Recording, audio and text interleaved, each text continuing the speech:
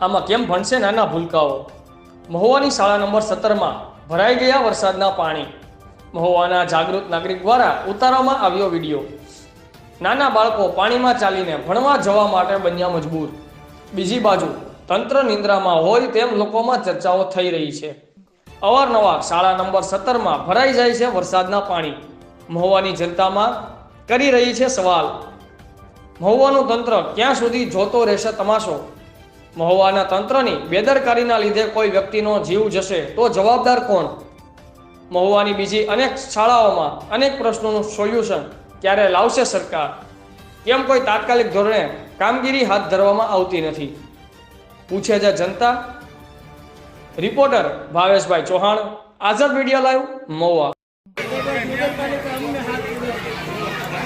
હા દાદા સાહેબ ન્યૂઝમાં આવી જાય છે. આ ન્યૂઝમાં આવી જાય છે.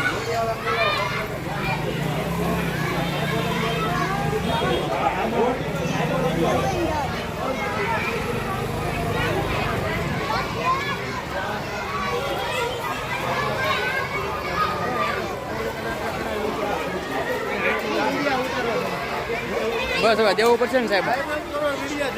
આ નગરપાલિકા વાળા હવે કાંઈ ધ્યાન નથી દેતા. ભરતભાઈને આગળ ઉપાડીએ હમણાં ફોન કરીને કામભણિયાને કઈ આગળ હમણાં કેમ ન આવે?